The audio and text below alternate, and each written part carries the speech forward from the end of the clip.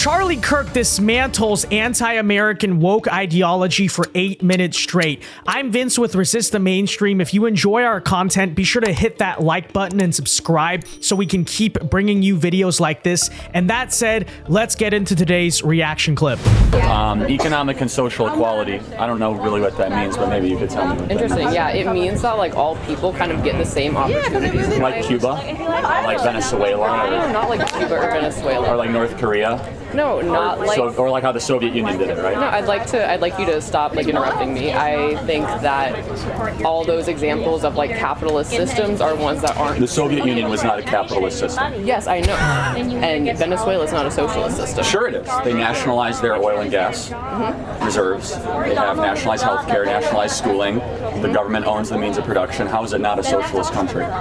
Because because of the history of U.S. interference, socialism cannot be like enacted as it should be. It also sort of functions under the guise of socialism. I think a lot of the Venezuela's still corrupt as fuck. Yeah, can you show me any socialist country? Wait, what? A country is not socialist because it experienced American intervention? What does that even mean? And what has the American intervention been? Trade embargoes? Oh, so because they can't engage in capitalist exchange, that doesn't make it a real socialist country? That talking point doesn't even make any sense. Socialism is not defined by, first of all, whether or not America intervened, and then it's highly ironic that your entire argument is, oh, we can't engage in global trade. That's capitalism. Okay, I don't know. Yeah, can you show me any socialist country that works? Yeah, most of Europe. So maybe Norway, Sweden, or Finland? Yeah. But they're more economically free than America. How so? On the World Economic Freedom Index, they're ranked higher than America. And so what does that like mean? So lower tax. It means they're more capitalistic in some regards. This is less regulation. So they're not, I wouldn't consider them to be socialist countries.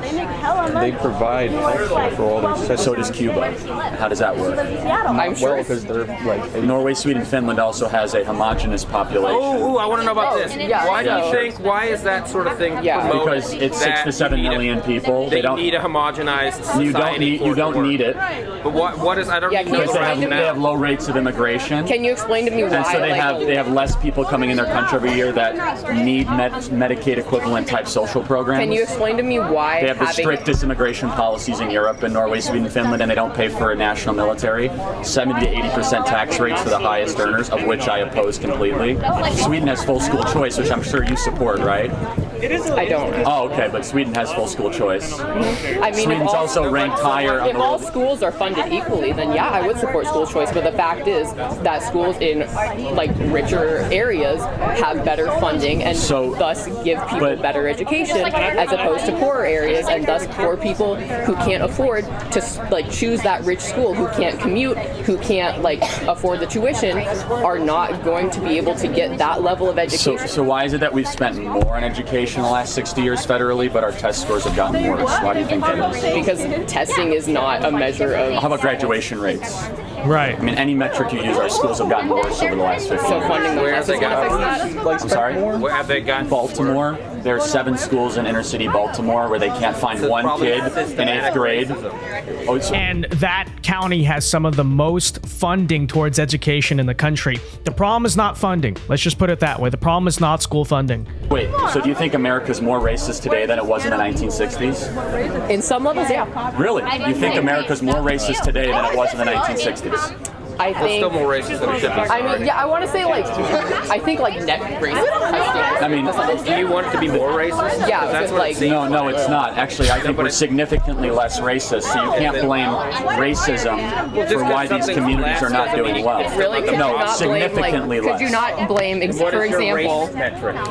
Well, let me look. Okay, so in the 1960s, blacks weren't allowed in the National Basketball Association. In the 1960s, the Civil Rights Act hadn't been passed until 1965. In the 1960s, blacks were not allowed to go to the same schools as whites. So, like, that's my metric.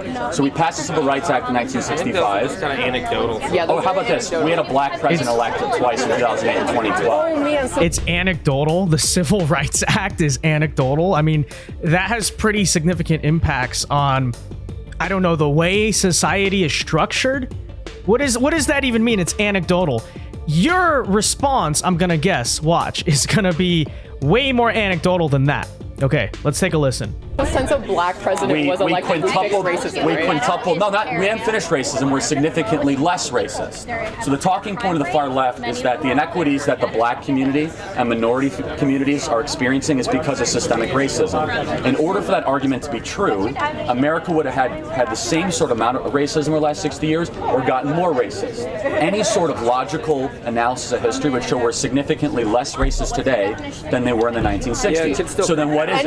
Any level of racism is still racism, dude. I think there's individual racism, but the idea that there's widespread systemic racism does not exist. Okay, what about, so here's an example. Do you guys want to, okay, so up until probably the mid-70s, like neighborhoods could choose not to sell homes to black people. That's why a lot of black people live in like certain like parts of town, you would say. Wait, wasn't the whole argument that America is just as racist today as it was in the 60s? What does that even mean? So you said up until the 70s, okay? What about now? Oh, but the left-wing argument is, well, the spillover still lasts to today. Okay, maybe to some degree, but it's been 50 years. I don't know how many generations that is, but it's a long time, okay? So the idea that, oh, there's been no upward social mobility, or it's been impossible for that to happen, and that's why a lot of black people still don't have nice homes today, it just doesn't make a lot of sense. And again, the original argument was America is still just as racist, if not more racist than it was back then. But you just said up until the 1970s, but now they're allowed to do it. So what does that even mean? What is your point here? It doesn't make sense. And those are also generally parts of town that have like underfunded schools and stuff like that. So the Asian community went through the exact same type of discrimination. Right. The Asian community is the richest community per race in America. So are you implying something about the black community? No, you know what I'm saying? I'm saying the Asian community did not have a series of social welfare programs designed at them, such as federal welfare systems, broken public schools. The Asian community were one of the poorest communities in the 1940s. Now they are the richest community per race in America. How did that happen? So you're saying black people are... They were taking advantage. Black people are poor because of the Democrat Party, who got them addicted to government benefits, stuck them in clustered urban areas, put them in broken schools, Is that the started a war on Democratic Party police. did all of that? Yes. Show me one urban city where there's a Republican mayor. Show me one. Show me one Doesn't exist. area where there's more Republican congressmen than Democrat congressmen. Like currently? Yes, or even the last 50 years. It's Democrats that run the urban cities. Oakland, Yeah, Portland, thank fuck. Chicago, Philadelphia. But these are the most, so you said thankful, but these are the worst parts of America. The most murderous, the most bankrupt, the most hopeless are all run by Democrats. Yeah, but there's no way you can like make some sort of causation if there's no sort of control for that. Yeah. You can't Well, like say it sure would you be can. worse for that Republican. No, there's no way you can make that sort of listen, inference. I'm It's glad- impossible. so You just can't make that inference. Okay, You so don't when- have data for it. I'm sorry. Yeah, so the Just stop trying to make shit up. Okay, can I give you examples? No. No? Oh, you don't want facts? They're not. You don't want facts. Do facts bother you? No. Okay, so You are gonna make up fake facts. Republicans run cities, municipalities, and counties, have much lower levels of poverty over 30 years, better run schools, more likely to balance their budget, much more business competitive. That could be cool. 9 out Not of 10 of the most business competitive states in America are all run by Republican governors. And Republican, yeah, it is actually. I mean, that doesn't. Utah, Nevada, Arizona. That doesn't necessarily have any sort of relevance to your point. So why would you say that the broken inner cities in America all have Democrat mayors, and the best run states all have Republican governors? Why would you say that? I would say that's the case? possibly because people see that Democratic mayors and Democratic government officials can fix the broken system. Have they fixed? They've had a chance to fix it for 50 years now. It just keeps getting worse. Okay, it just keeps getting worse. Have Democrats fixed anything in the last 60 years? No. No, you're right. Okay. Because we've had a Republican-controlled Congress. No, we've had a Congress- Democrat-controlled president from 2008 to The 2016. president does not have like ultimate power over No, the you're right. United Obama States. controlled the House and the Senate, passed the health care bill that destroyed 1/6 of our economy, borrowed trillions of dollars, raised taxes, grew government, and then Republicans took back the House of Representatives and Honestly, eventually I the don't know presidency. why you're so upset when you still have a ton of money, dude. What do you mean? I mean, You are. I'm not upset. You're the one that just swore. I'm actually quite happy and thankful I live in the greatest country ever to exist. Yeah, excuse. Yeah, she's losing her cool personally because she's losing the argument. It's really that simple. And it's such a cope as well to say that it's because of national Republicans. Like, let's be real. Federal politics does absolutely matter, but it does not impact your day-to-day life as much as local and state politics. And so when those are controlled by Democrats, there's a reason you see the cities and blue states function the way they do. You know, California is not a nightmare because of Donald Trump's presidency 4 years ago. Okay, it's a nightmare because of the people who are running the state, and it's such a cope and a deflection to say otherwise. It really is. Excuse me for swearing. I feel like this entire getup is just you afraid of losing your economic and like white male privilege. Wait, what privilege do I have as a white person? Sunburn. No, seriously. He's just ignorant. Honestly, No. It was nice to meet you. Can I take your hand? Yeah, but can you explain Can I take your hand? It was nice to meet you. I'd like you to think about the way your actions affect other people, not just the white male people in this country, but everybody. Yeah, walk off in anger because you lost the argument. It's just so typical.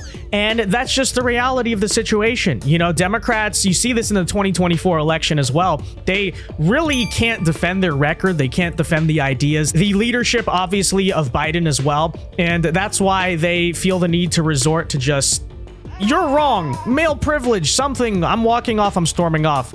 That's the Kamala Harris campaign. It really does remind me of that. But that said, let me know your thoughts. And until next time, I've been Vince with Resist the Mainstream. Peace.